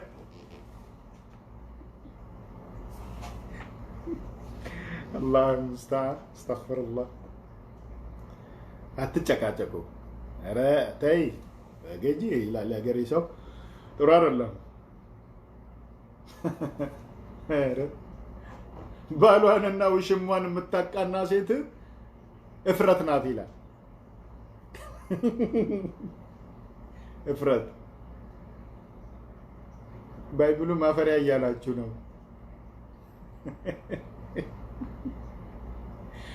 ሉቃስ መልካም ሆኖ ታየኝ፣ በጥንቃቄ ነው የጻፍኩት ይላል። ምን ነው በመንፈስ ቅዱስ ቢል ምን አለበት? በጥንቃቄ ስንቱ ከጥንቃቄ ማነስ የተነሳ ወድቋል። እንዴ ኤሌክትሪክ የሚይዛቸው ሰዎች እኮ ጥንቃቄ ሳያደርጉ ቀርተው አይደለም። ከጥንቃቄ ጉድለት ጥንቃቄ ቢደረግም የሚሞታል የሚያጠፋው። ሉቃስ በጥንቃቄ የጻፍኩ እያለ በወቅቱ የቃሉ አገልጋዮች እንዳስተላለፉልን እያለ እኔ ኢየሱስን አላየሁም እንደተላለፈልኝ እየጻፍኩ ነው እያለ በአይኑ ያላየውን ኢየሱስን። እኔ እኮ በጣም የሚገርመኝ ደግሞ ኢየሱስን በአይኑ ያላየው ሉቃስ ኢየሱስ ሲወለድ ግን ወንድ ልጅ ትወልጃለሽ፣ ስሙን ኢየሱስ ትይዋለሽ፣ እሱም ታላቅ ይሆናል ብሎ ገብርኤል ነግሯታል ለማርያም ይላል። ሉቃስ እኮ ነው። አልነበረም እኮ በወቅቱ። ጳውሎስ እኮ ነው ከሕክምና ወደ ደቀ መዝሙርነት ያመጣው። ማርቆስን ደግሞ ከአሳ አጥማጅነት ወደ ሰው ታጠምዳለህ ብሎ ይዟቸው መጣ። እሱን የሰበሰባቸው እንደኛ አይነት ሰዎችን እኮ ጳውሎስ ለራሱም የሆነ ቦታ ላይ ወድቆ አቤት ጌታዬ አንተ ማነህ ብሎ የሆነ ለጠራው ነገር መልስ ሰጥቶ መጣና ህዝብን አሰናከለ።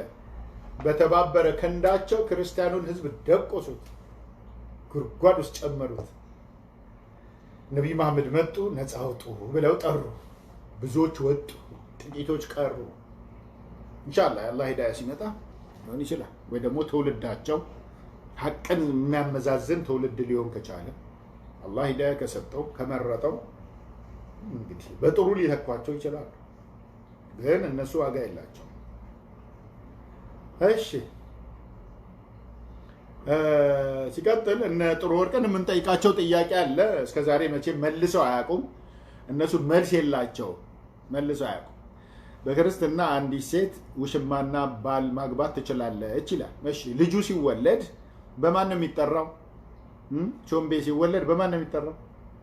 ቾምቤ፣ ከበደና ባልቻ፣ ታደሰና ፍቃዱ አራት ከሆኑ ማለት ነው። ሁለት ውሽማ ሁለት ወንድ ከሆነ ገደብ የለውማ።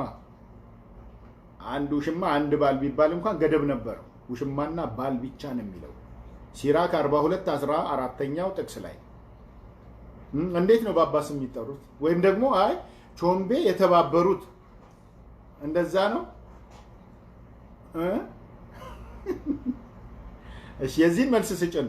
አንድ ሁለተኛ ሴት ማለት ከዛ በፊት ግን እግዚአብሔር ብዙ ተባዙ ምድርን ሙሏት ይላል። ሰው በዝቶ የሚባዛው እንደ እንጉዳይ በቅሎ አይደለም፣ ወይ እንደ በረዶ ወድቆ አይደለም፣ ተጋብቶ ተዋልዶ ነው። ታዲያ ይሄ ከሆነ ለምንድን ነው እሱ ሴት ወንድን ስትወልድ ለ7 ቀናት እርኩስ ናት የተባለችው?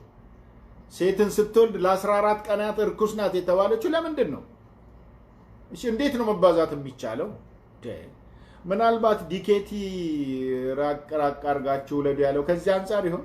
ምናልባት እቺ መልስ አምጪ፣ እነማን ወርቅነሽ የምትባይ መልሱን አምጪ። እንጠብቃለን ማለት ነው። ሲቀጥል ኢንሻአላህ ለዛሬ ይበቃናል በዚሁ። ቅድም እንዳልኳችሁ ኢንሻአላህ እንደ ሰሞኑ እህታችንም ወደ ሂዳያ መስመር ከገባችና